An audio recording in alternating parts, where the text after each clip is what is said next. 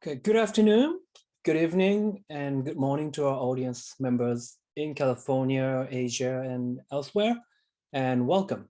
My name is Kyotaro Tsutsui, and I'm the Deputy Director of the Shorenstein Asia Pacific Research Center. Thank you for joining us online for today's discussion, the second event of APAC's Winter 2022 webinar series, New Frontiers, Technology, Politics, and Society in the Asia Pacific. This series focuses on technology and its political and social impact in Asia and examines how advanced technologies are transforming social orders and international politics, covering a wide range of pressing issues from great power contest to global trade and supply chains, and from rising digital authoritarianism to climate change solutions and digital healthcare. And our guest speaker lineup that features leading academics and experts in their fields will examine the interconnections between technology and issues such as cybersecurity on the Korean Peninsula, the US-China competition, innovations to accelerate well-being, and more. Each event is led by one of APAC's research programs, and we are pleased to host this evening's discussion on the state of democracy in India, led by our South Asia initiative. So without much further ado, please let me turn the virtual floor over to Dr. Arun Tarapore, our South Asia research scholar at APAC, who will moderate the discussion today. Thank you. Arun, please take it away. Thank you very much, Kyo, and hello to everyone out there. As you've heard, this webinar today is part of the APAC series on technology. But it also continues a theme that we in the South Asia Initiative began late last year and will continue in coming months on technology and its impact in South Asia. These are issues, technology and democracy, with particular resonance, I think, for India, because they are two of the most common, or at least most powerful, attributes of India's self-identity and its international role. India is, or at least has the potential to be, a technology powerhouse, and of course it is the world's biggest democracy. But how do these two factors intersect? Where do they reinforce each other? Where do they challenge each other or compromise each other? That's obviously a very complex interaction, which is critical to India's billion-plus people and to the whole region. And it's also an interaction that is played out in many other places, not least here in the US. To discuss this today, we have two experts who come at the problem from quite different perspectives. First, Arun Sukumar is a PhD researcher at Tufts University and also the author of this book, Midnight's Machines. It's an award-winning book and a really terrific read that traces the history of the Indian state's relationship with technology. We have Julia Owono from here at Stanford. She is the executive director of the brand new Content Policy and Society Lab at the Cyber Policy Center here at Stanford.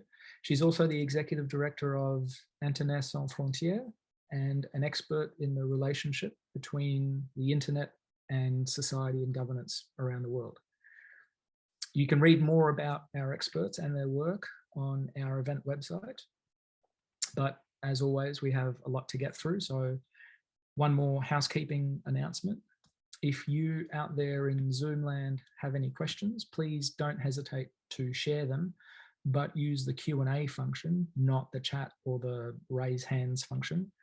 Time is short, so I will be ruthless, and please keep your questions short and to the point. So with that, let's begin. We're talking today about the interaction between leading edge technology, and by this, I'm mostly talking about information and communications technology and the internet, and the political system of India. In reading Arun's book and Julie's analyses, I have, for the sake of argument, for the sake of framing our discussion, come away with three, what I see as big but interrelated clusters of issues. And we'll go through them in the next almost 1 hour. The first is about the concentration of power in a democracy. The second is about national self-determination in technology policy as opposed to sort of international regimes. And the third is the balance between modernization and modernity and how technology may impact that balance. So let's begin with the first issue on how power is concentrated in a democracy. I'd like to begin with something that Arun writes in his book, which is a really interesting observation. The divergence between Silicon Valley's counterculture roots, right, which was all about people power, and the way that at the same time, technology was viewed in India by the Indian state, which used a term, at least in the 70s, of appropriate technology, quote unquote, in which the state chose to determine what technologies to pursue. So let's begin, if I might, Arun, by asking you to explain that divergence between the Silicon Valley ethos and the Indian approach of appropriate technology. Thanks, Arzan, for your kind words about the book, and it's good to be in discussion with you and Julie on this topic. So the counterculture movement and appropriate technology, I think, of course, their paths differ somewhere in the 70s, but it's equally interesting to see, they can be considered sister movements, and the appropriate technology movement, if you can call it that, of course, does revolve around India a little bit. It has its origins, or at least a great deal of discussion on appropriate technology happens in India. But I think, and I'm not the first one to say this, you could trace, there is a linear connection between Silicon Valley and the counterculture movement, in that Silicon Valley was a direct result of this desire and initiative to personalize computing. Beginning with Doug Engelbart's mother of all demos in San Francisco in '68, and this desire to break free from what were perceived as giant computing machines of the East Coast, IBM and the guys in the US government who were using computers, giant mainframe computers that took the size of a room, took an entire room to make decisions about their business, their society, key decisions involving society. And so Silicon Valley and the counterculture movement too, protests in Berkeley and whatnot. The counterculture movement was an attempt to sort of seize control of humanity's destiny, as it were, from these machines and place it into the hands of the individual, literally in the palm of the individual. And many Silicon Valley pioneers were involved in the counterculture movement. They, sometimes as active participants, sometimes as just observers and students of the prophets who made the counterculture movement. And of course, then Silicon Valley took a life of its own and is what it is today. Similarly, the appropriate technology movement was a response that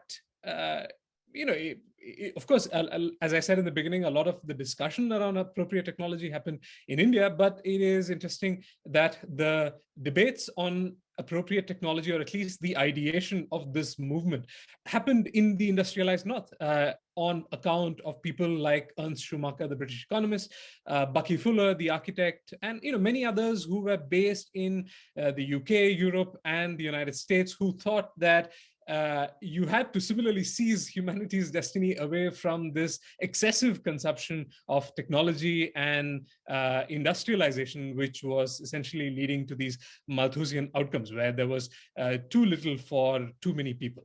And appropriate technology, in a single sentence, was essentially trying to do less with, trying to do more with less. The idea would be was to use technologies that were labor intensive and not resource intensive, and technology, as the as the phrase says, appropriate to whatever prevailing social or economic conditions. And what's interesting is that Ernst Schumacher makes a visit, as I note in the book. Ernst Schumacher makes a visit much before he writes what would later become the Bible of the appropriate technology movement, Small is Beautiful. In 1961, almost a decade before he writes this book, he turns up in India. At the invitation of the Indian government, he has a meeting with the Planning Commission of India, where his prescription for Indian policy planners is for every man, woman, and child to plant a sapling and thereby contribute to the advancement of India. Needless to say, this was, this coincided with the last years of Nehru, who had built these so-called temples of modern India, big scientific and industrial projects. And as a result, his Schumacher's advice did not really, wasn't well received by policy planners in India in 1961.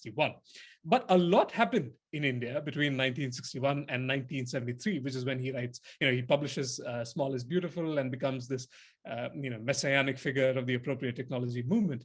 And the Indian state in the interim is confronted by a number of domestic and international crises, beginning with the war with Pakistan in 1965, back-to-back droughts in 1966 and 1967, the disastrous decision to devaluate the Indian rupee by Indira Gandhi in 1966, all of which contribute to a government's loss in the 1967 general election. In fact, in that election, the political architect of the Green Revolution loses his seat, C. Subramanian. So it's clearly a signal. She perceives it. The Prime Minister, Indira Gandhi, perceives it as a signal from the Indian electorate to tighten her belt and clearly skew to the left of the political spectrum. And that's really that's how Indira Gandhi really cuts her teeth in politics, in Indian politics. Needless to say, these domestic and international crises also have created an enormous strain on the Indian government's exchequer, with the result that it has very little resources to spend on technology.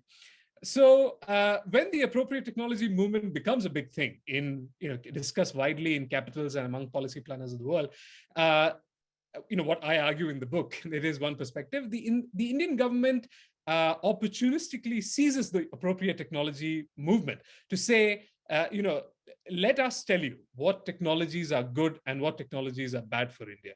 And the underlying reason, again, my argument is that it is simply because, over the course of, by then, nearly 3 decades, the Indian government had simply failed to come up with results with respect to these grand scientific projects that had been established by Nehru. Of course, you can talk about the IITs, but the IITs after 1965, after Lyndon B. Johnson had passed the Immigration Act, the Naturalization Act here in the United States, the IITs had already become a feeder to the top companies in the United States and elsewhere in the world. So nothing had really taken off in a meaningful way with respect to the Indian market or Indian business and its application of technology. And now, faced with all these crises, the government did not have the money to really aggressively champion industrialization, and therefore the government really politically, cynically decides to co-opt the appropriate technology movement. And then what happens is a complete volte-face from what happened in 1961 with Ernst Schumacher's meeting with the policy planners in India.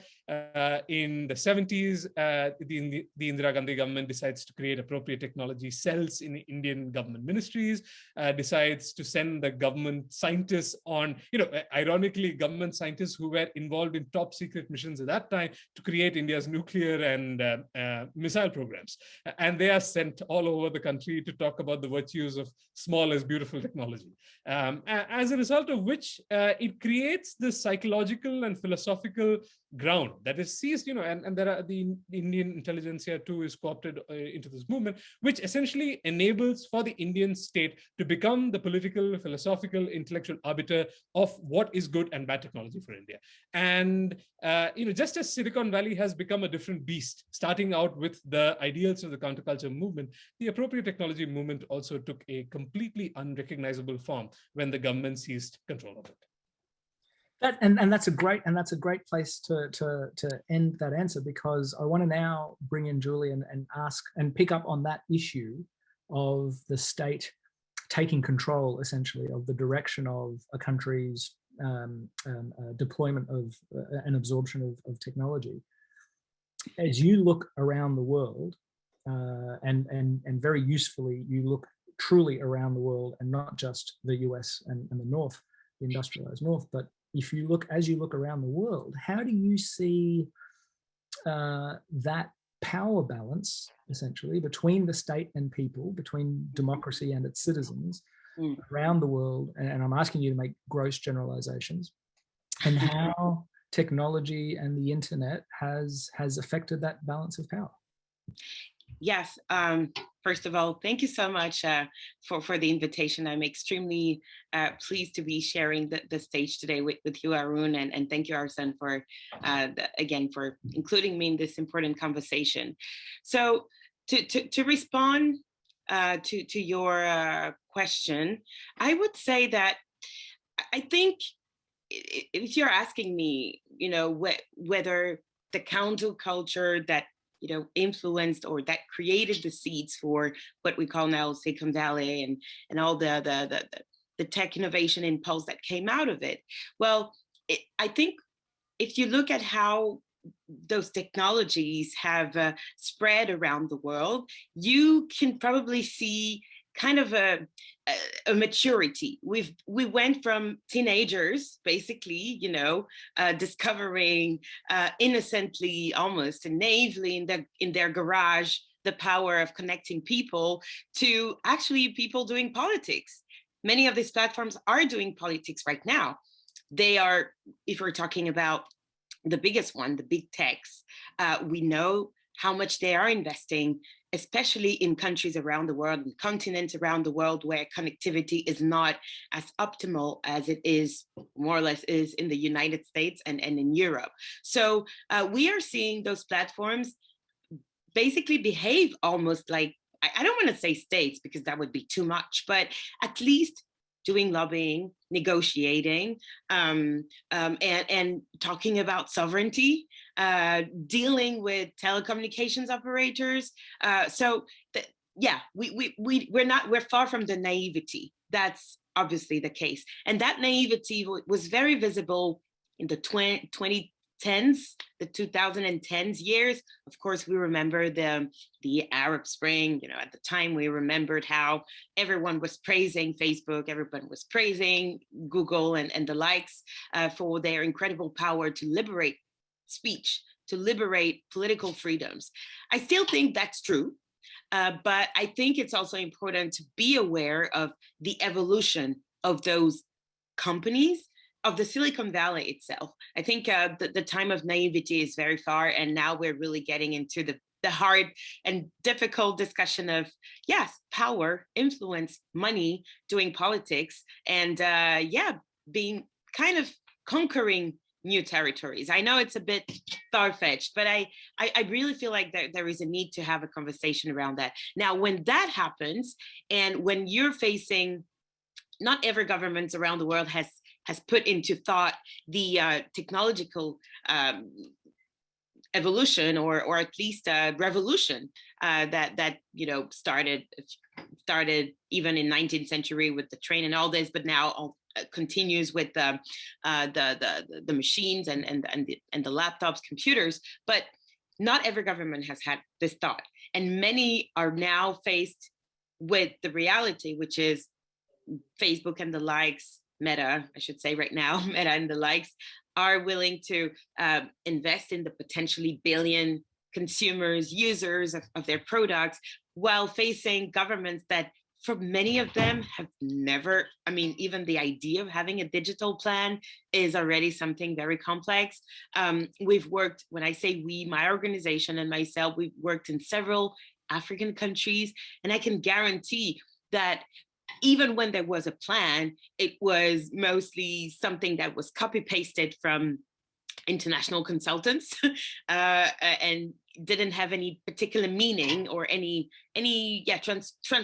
transformation within how politics is done, and even in the way budgets are allocated to research and development and the like. So yes, I think it's very interesting to compare this to the fascinating history that Arun reminded us of, and yes, and seeing how it reminds me another paper by an Indian researcher whose name is Chinmayi Arun.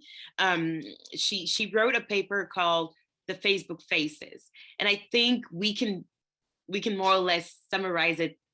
Well, she focused on content moderation, but I think even on the issue of cyber development, each company has different faces depending on which type of government it's talking to. So yeah, I'll stop there for now.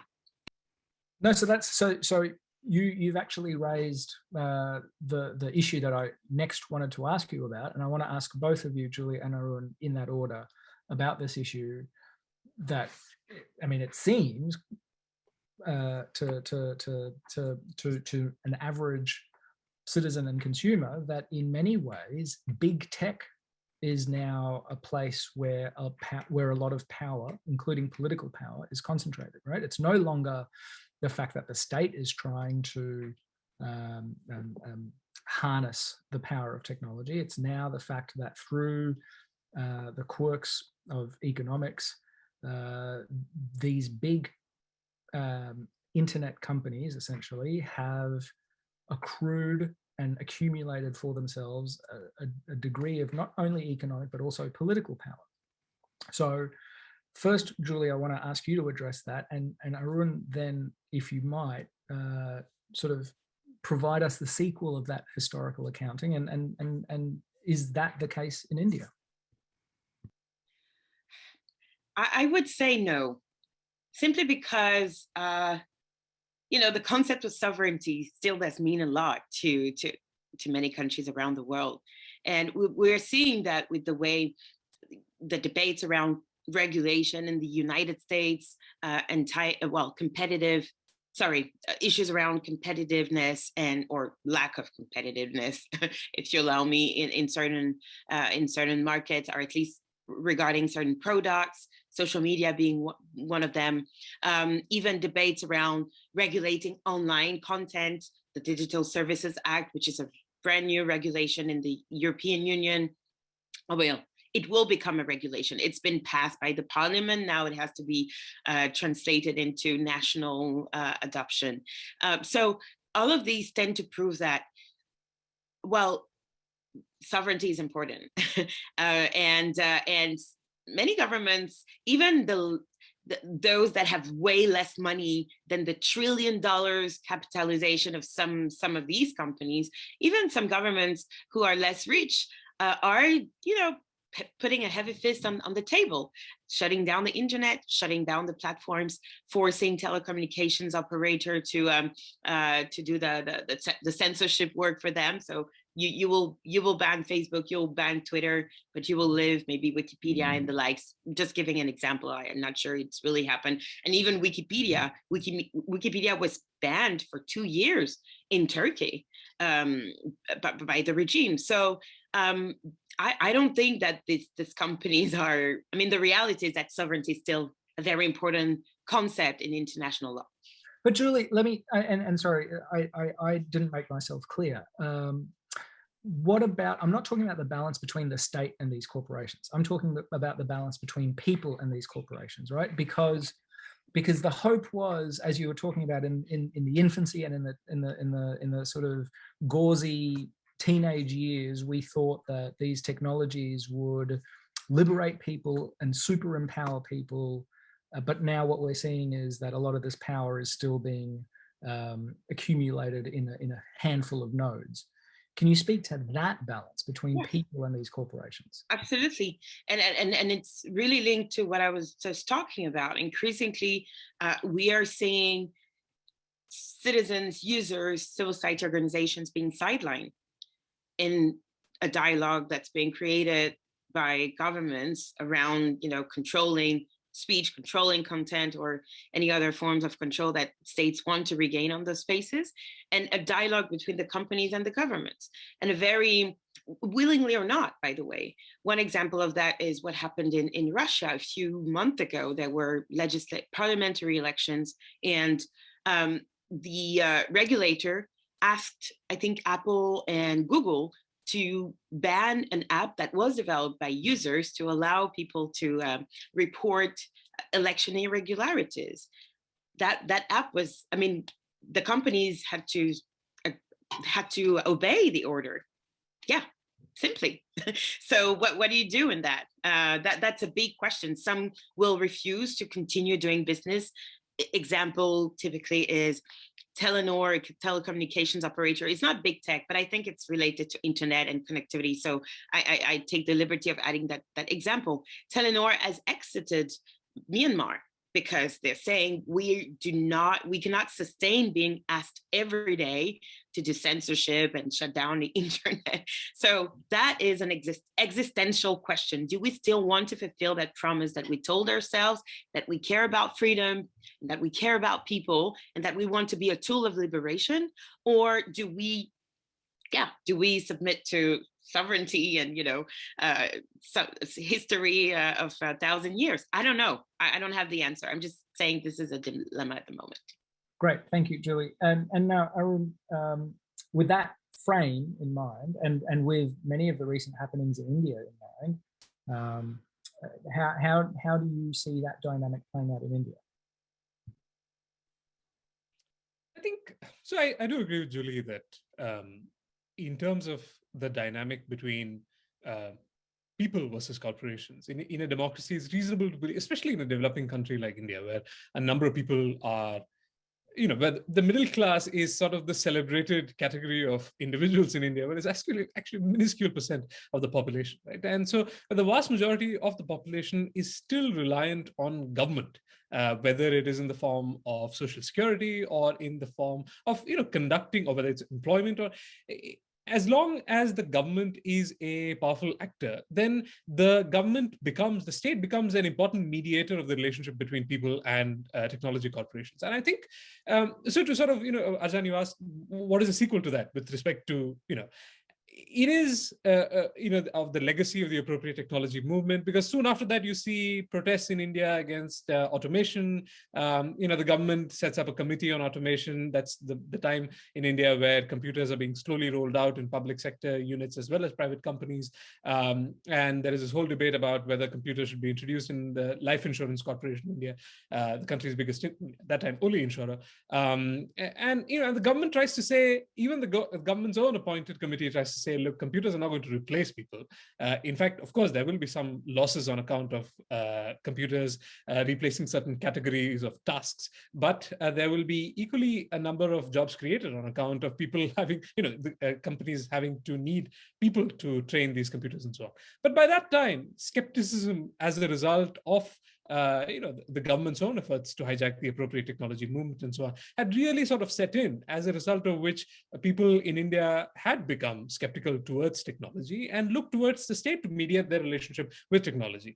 To a summary, and I don't want to overstate my case, for example, on the other hand, during the years of the emergency, the social scientist C.S. Subramanian says the import of computers into India had tripled during the years of the emergency. So there was always a constituency in India that wanted greater technology or greater engagement with technology. But ultimately, in such a huge country and a huge market like India, it has always been the state that mediates this relationship between the people, and whether it's computers or social media platforms today, or crypto, or whatever new advancements, artificial intelligence, you name it, whatever advancements we have in technology.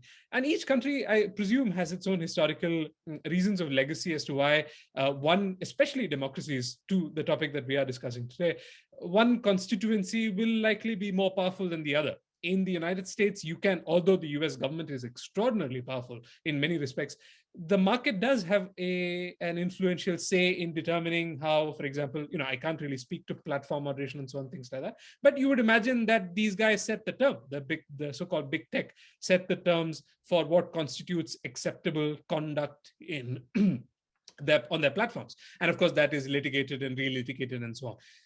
In a country like India, you have seen a number of instances where platforms just surrender to the mandate or the writ of the government, whether it's through authorized channels or whether it's through ad hoc channels that have no backing of the law, or whether it is through law enforcement agencies who just shake down the executives of platforms rather than going through cumbersome, but at the same time appropriate channels. And that really hasn't met any serious pushback in India for all the reasons that I mentioned, because there is still a great deal of reliance on the state in India for a number of reasons. And, perhaps for all the reasons the historical reasons that I document in the book, one could say that it is deeply embedded in the psyche of the average Indian to trust the government when it comes to matters of technology. So that actually, again, nicely segues into the next category of issues, and they're all very deeply interrelated. So you may not even notice a shift in category. But I want to talk about this sort of reassertion of state sovereignty, right? In the terms that Julie put it, the reassertion of the state seeking to impose sovereign control. In India, we see efforts like data localization bills and laws. So Arun, could you begin by explaining what is happening in India in this space where the state is trying to assert control, and what is and I take your point that the citizenry is heavily dependent on the state, but I want to go one step earlier in the sort of chain and ask you, what is driving the state to do that? What is the motivation for the state to do that? Sure, Zain. And I mentioned this to you as well. Any question that deals with contemporary internet policy in India, I should offer a giant disclosure that I am a volunteer with this organization based in Bangalore called iSpirit. And iSpirit is this NGO that has been involved in, you could say, handing over some of these technical platforms to the government, and then that then it takes a life of its own, for better or for worse. But so in that sense, the organization is a player, and therefore you should take some things that I say with a pinch of salt because of my involvement with that organization. With respect to data localization, I think it's fascinating because again, going to the question of what becomes policy in a democracy, you would imagine that in an ideal scenario, many constituents push and pull, and finally the government, just responds to the constituent that is most powerful, or gives the most amount of leeway to that constituent. Even just a few years ago, I think the Indian government was heavily in favor of data localization. Not to say that it has completely changed its position, but even just a few years ago, the government was completely in favor of data localization on account of two powerful constituencies. One is the group that is, I am painting with a broad brush here, but the small traders, the groups that are affiliated with the Rashtriya Swayamsevak Sangh, the RSS, which is the ideological sort of progenitor, as it were, of the ruling BJP, and people who are affiliated with that, there is the economic wing of the RSS, and that was one camp. Not just the RSS, but people who are like-minded, allies of the RSS, who are like-minded allies and fellow travelers of the RSS, who sing the gospel of self-reliance and believe that data should be localized for the benefit of Indian industry and Indian people. And this is sort of an abstract argument, but so there is that camp of the economic nationalists. Of course, who also happen to be the religious nationalists, but that's one constituency. Then there was and still is the constituency of law enforcement. People who, ranging from the cop on the beat, the constable on the beat, to the cyber cop, to the cybersecurity policymaker, who strongly believes in data localization, because simply for the reason that it makes their job easier. It's easier to shake down the executive of Twitter or Facebook rather than going through cumbersome mutual legal assistance treaties and get information regarding cybercrime. And of course, one can be sympathetic about that, but the fact remains that this constituency has an unchanged interest in localizing data. And I would argue, having sort of observed this in New Delhi from close quarters, that the policy on data localization, I thought would skew their way. But what has happened in the last couple of years, especially after the onset of the pandemic, is that the startup community in India has really taken off for various reasons. Capital from China is now moving into India.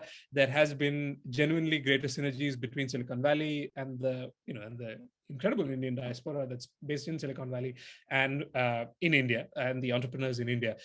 as a result of this exposure to international markets and the desire simply to expand their business and to get access to greater data, and similarly to train data for things like AI/ML, the startup community I would say is much more reticent to support data localization. There was a point of time where they felt too that data should not be colonized by the so-called platforms, and all economic gains accruing from data should be should come to India, and therefore data should be localized.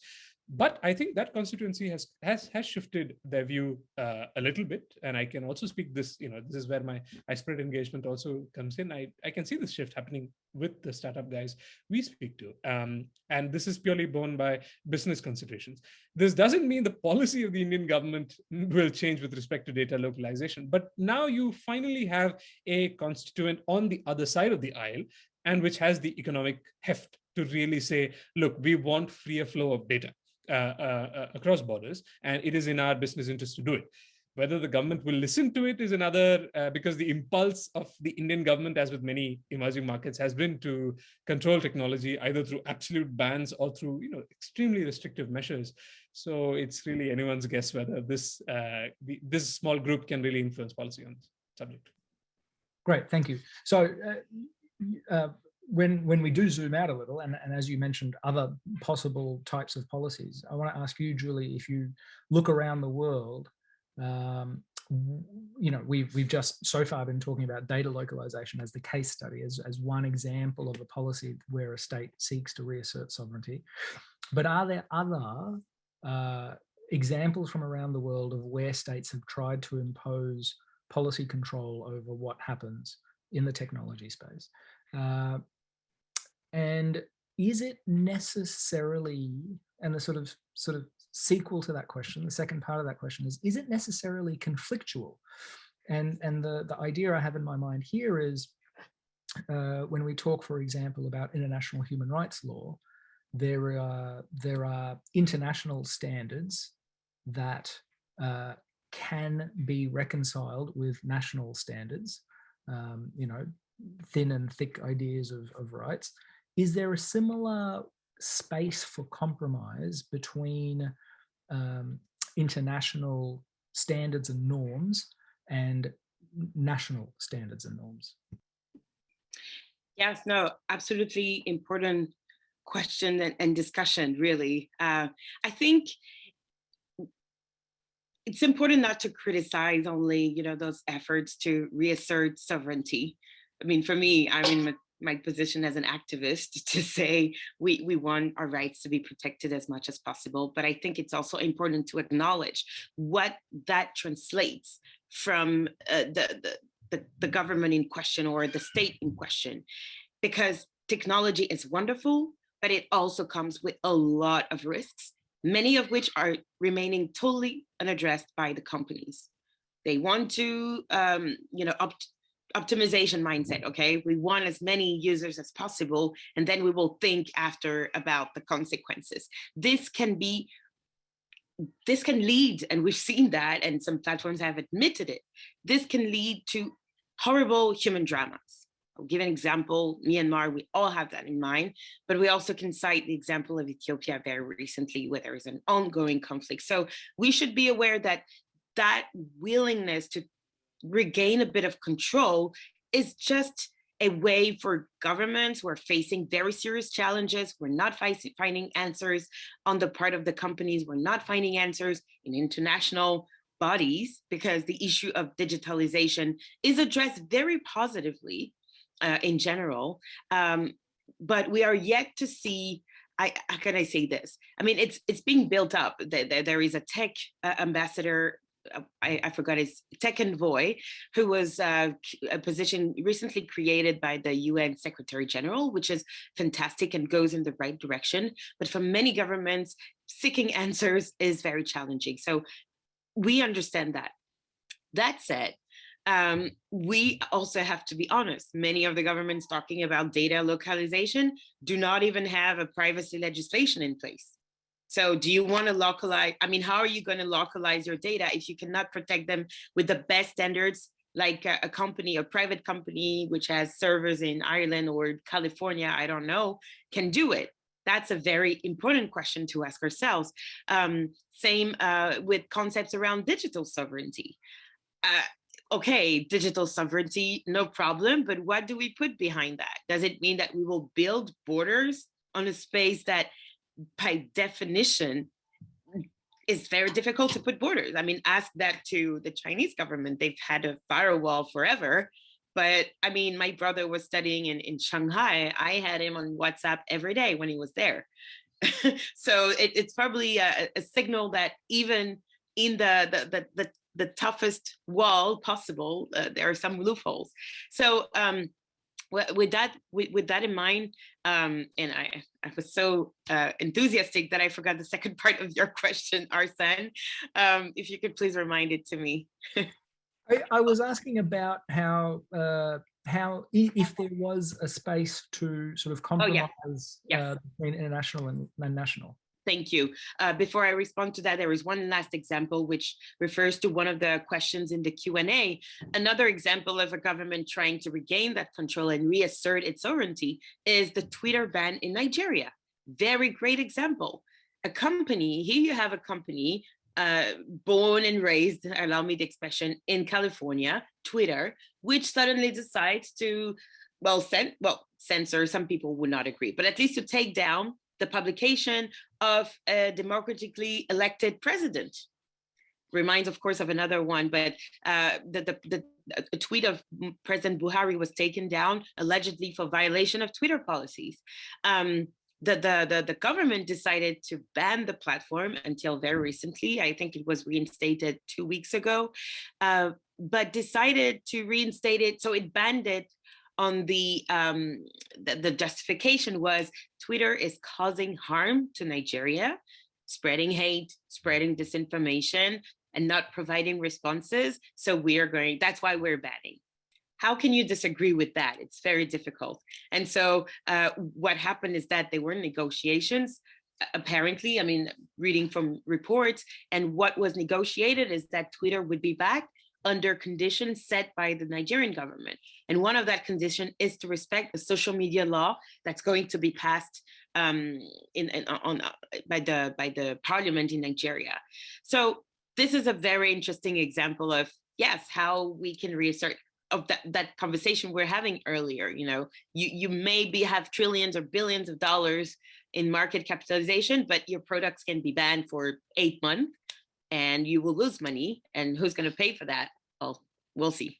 But back to your question about reconciliation and using the framework offered by international human rights law.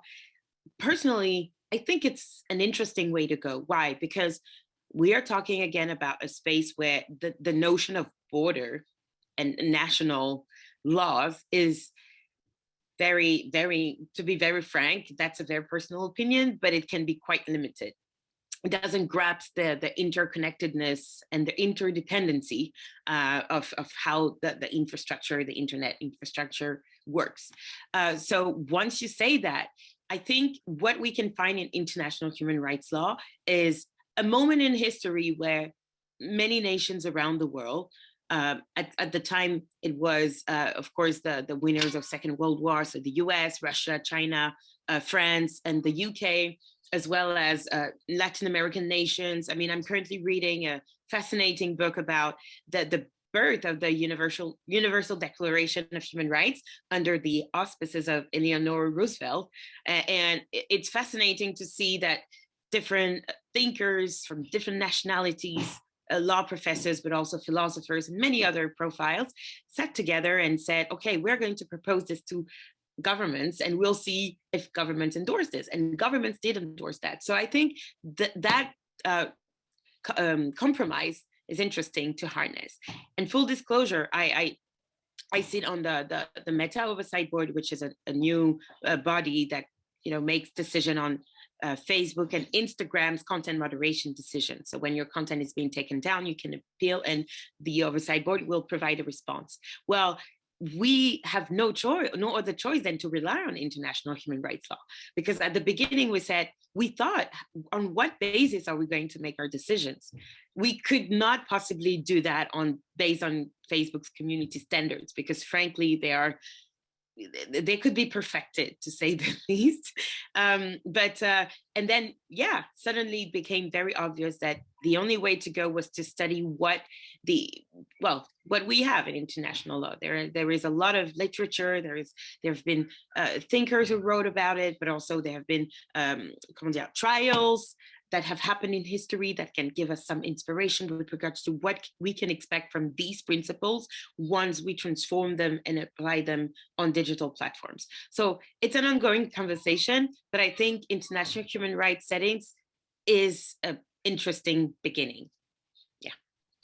That's excellent. That surfaces a bunch of issues that I want to address now in the sort of the third basket, very interrelated to the previous two, of issues, which is what I, in my mind, the short form, the shorthand is modernization versus modernity, right? Because technology ideally is a way to improve people's lives and to make things a bit easier, but it's also a tool of social transformation, right? And Arun, in your book, you very adeptly, I think, characterize this tension that the Indian state has dealt with over decades between this impulse to gain national power and prosperity and well-being for its citizens, and on the other hand, this concern that's waxed and waned over the prospect of social transformation and what that might bring and whether it might jeopardize social harmony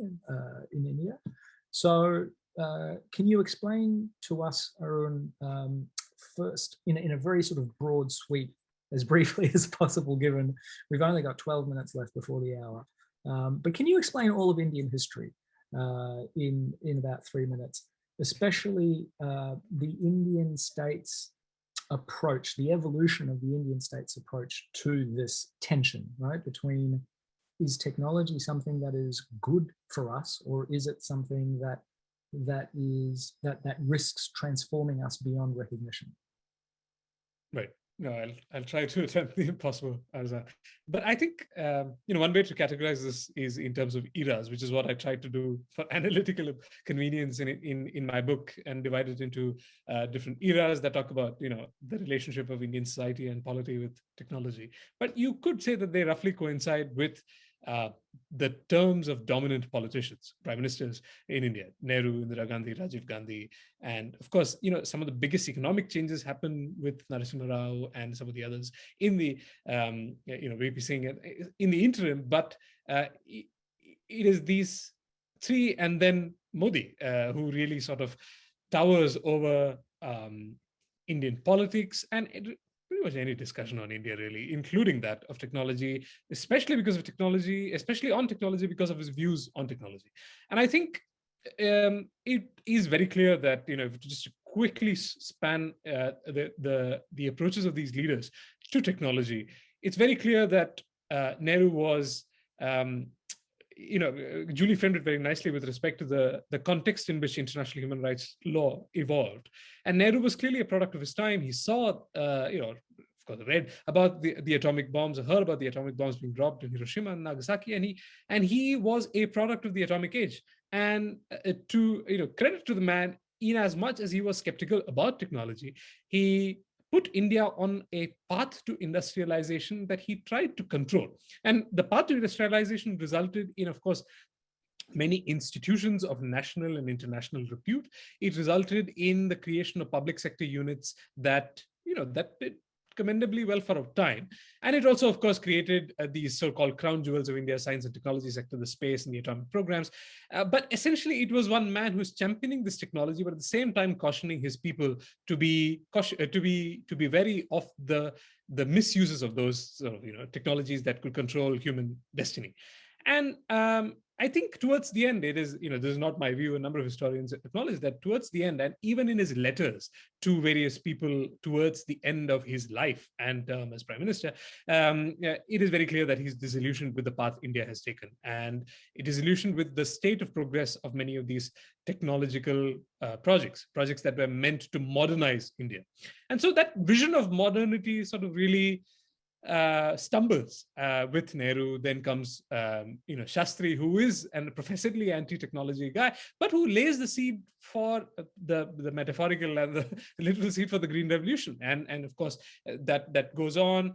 Indira Gandhi, as we discussed towards the beginning of this discussion, is again a product of our times, circumstances, and crises that were in many cases beyond our control. Then comes Rajiv Gandhi, who's a technophile, but then has to deal with the resistance that has been accumulating over the last few decades. Although he wants to computerize pretty much any nook and cranny of India, his mother and his grandfather has, had by that time done enough to ensure that the Indian public is deeply skeptical of technology. And then you have this period between 1991, or you should really say 1980s, when India starts to open up. 91 is that big big bang moment. Technology is more viscerally introduced in the lives of the ordinary Indian citizen, mostly in the form of electronic consumer appliances. And of course, then there is the whole the explosion of digital media and digital platforms into the Indian economy and Indian society. And Modi is a product of this, his 2014 election. He is, of course, a figure in Indian politics well before, but he is thrust into the national stage and into the seat of the top political post in India, largely on account of the fact that his campaign ran a ruthless digital, of course, that they had resources, but his digital campaign was lockstep in with his on the ground, feet on the ground campaign as well. So he's a product of technology. His political image is a product of digital technology, and he is really, one could say, uncharitably, that he's riding the tiger and he does not know where to step down, but he's very much a product of that technology, and he has very clear views on what technology should be used for. And so, in my book, I talk about this interaction that he had with school kids, and there is this mom who says, my kid spends too much time on PUBG, the platform that I think was subsequently banned in India, the video game. And then he goes on from this whole philosophical lecture on how technology is a great medium, but at the same time, it can also be the great corrupter. So, and I, in as much as he feels like this colossus who is striding atop Indian politics, I feel that he will join the pantheon of Indian leaders who have tried the Indian public to embrace technology on their own terms, but has spectacularly failed. I don't think Modi is, in that sense, any different from the political leaders that he succeeds. But I think what really, speaking to his style of administration, which is distinctly autocratic, I think the challenge for Indian democracy would be to weather the attempts by his government to control various aspects of society through the digital medium.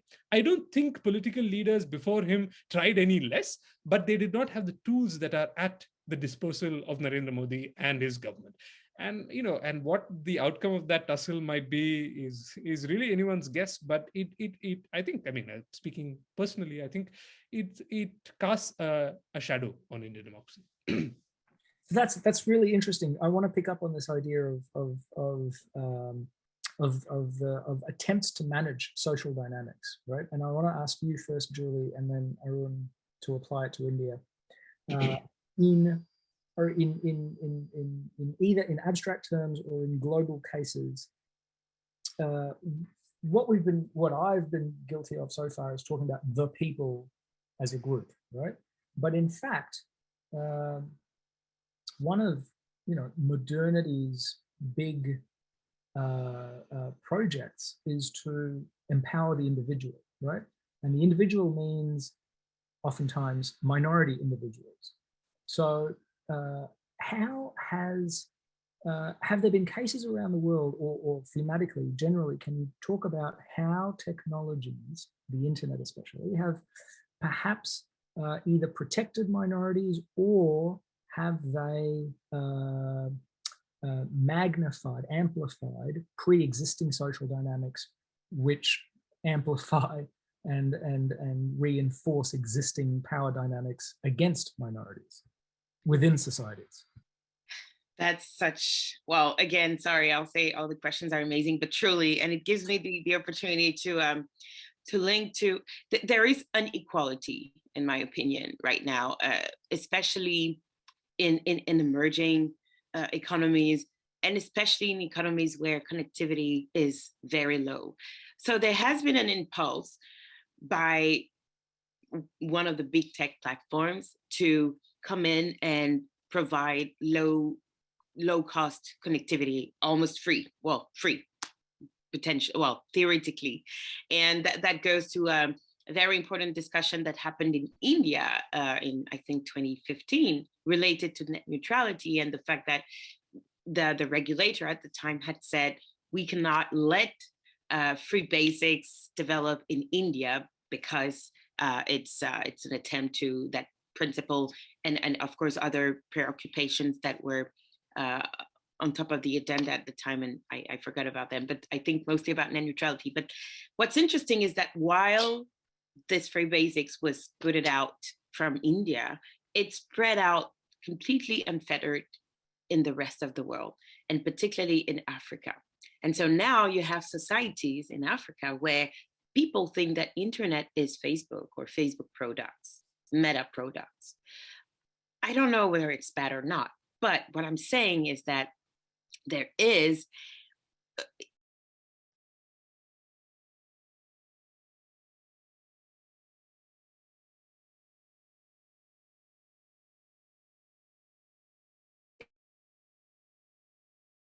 it's true. What type of experience does that give you? You know, what type of literacy, digital literacy, does that give you? Versus me in the 1990s, you know, trying to connect my modem for 5 minutes and then finally succeeding and going through the serendipity of the World Wide Web. I'm sure there are big differences. I'm not a sociologist, so I cannot answer, but and that is an inequality. Why? Because, well, if your world is around certain platforms and certain apps, well, how can you? I don't know. I've learned so much surfing freely on the internet. So I suspect that many do not have that experience, and that translates in a lack of understanding of the network itself. That is extremely important. Everybody's talking about Web3 right now, but are we even sure that everybody understands Web 2.0? And especially in places where connectivity is a problem. For me, these are important questions because, yes, we are, I think to some extent, it mirrors some of the inequalities, because if you cannot pay for internet, well, you're economically disadvantaged compared to others. And that disadvantage will continue online. You will have access to some opportunities, but you will probably not explore the millions of possibilities, and also think critically about the tool, because this is becoming very urgent, and I don't see that happen too much. Yeah, excellent. Thank you. Now, Arun, when we apply this question to India, there's a number of different angles to take, right? There's obviously there's a communal dimension to the balance of social dynamics in India, but there's also, and this has been brought up in the Q&A by our Zoom audience, what about Adivasis, Indigenous? Is there any is technology, has it proven to be, or is there potential for it to be useful in alleviating the plight of these minorities? Yeah, I think, you know, you would imagine that in a democracy, even, you know, communities that have traditionally been at the margin of some of these important discussions get a say, because, you know, you would, like I said, imagine that the digital medium gives them a platform or a voice. But I think the challenge in India is, of course, one, there is no getting around it. There's no way of sugarcoating this. The fact is that this is a government that is burnishing its religious, nationalist credentials at every opportunity that it gets. And as long as, you know, whether it moves on it or whether it emboldens those constituents who might be willing to take it too far, is not really, you know, as long as the government is not willing to abandon that agenda, it's going to become very difficult for India to really see how minorities can be brought to, you know, can be brought into the fold of the discussion. There is another, you know, somewhat, I would say, a less a hot button issue, which sometimes I feel gets ignored, which is that technology has a very homogenizing influence. What happens in many developing countries is that a technology, when adapted by the state, and I don't mean by private players in the developing countries, but by the state, and that is, for developing countries, it's huge. State adoption of a technology delivers it at scale. That's what happened, and that's what Julie pointed to. Free basics taking on that role, which becomes problematic. But in most developing countries, it's the state that applies the technology at scale, and it results in the creation of a bureaucracy that thinks and acts in a risk-averse manner, that thinks and acts acts primarily to appease its political masters. As a result of which, and for practical reasons, is not able to implement that technology to meet the needs of all sections of society, but perhaps the most visible sections of society. And so you have, this is happening on the ground in India as we speak. It's stories, however anecdotal, of exclusion and marginalization from digital platforms that are meant to be vehicles for social security, but are not reaching people. And we may have a larger conspiracy theory to prove or paint around this, but the fact remains that these are essentially results of a homogenization that has resulted on account of a technology being absorbed as is by the state, and the bureaucracy, which is risk averse, which is self-perpetuating, which has no idea, frankly, to do anything with that technology except to implement it in version 1.0. and does not know how to move up the life cycle. So as a result of which, the possibilities of that technology in bringing minorities or traditionally disempowered communities into the fore, I think lose out because of such problems of bureaucracy, which I feel are often ignored. So I have many more questions that I wanted to ask, but we are way up against the clock. In fact, we're over the clock. And so I will restrict myself to one last question, and I will ask you guys to restrict yourselves to one brief answer. And you can take this in any direction you want. But my question is a sort of overarching catch-all question. Given everything we've spoken about today, what do you see, and you can have a little normative fantasy here, as the appropriate role for a democratic government in dealing with technology, in managing it? Julie, I might ask you first, and then Arun will have the last word.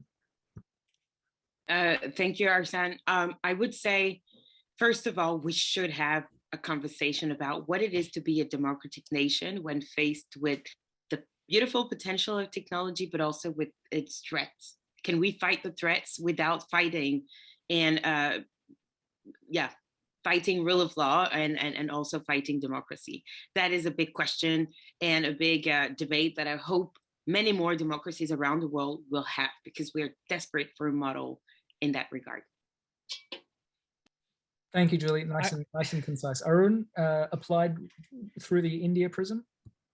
I think, it would ultimately depend on what stage of development that country is. And I think the government has to calibrate its role.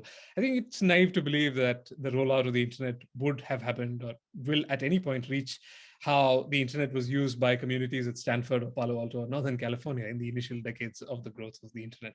So I think the Indian state will play some kind of a role as a steward of the development digitally of India. But I really think the successive governments, not just Modi, but whoever follows him, will struggle to find this sort of golden median where they can, the Goldilocks amount of control that they can impose on what they think is necessary to modernize India, but at the same time prevent technology from subverting their political agenda. I think that's the catch-22 with any democracy. Perfect. Thank you, Arun and Julie, so much. This was amazing and only scratched the surface, I fear.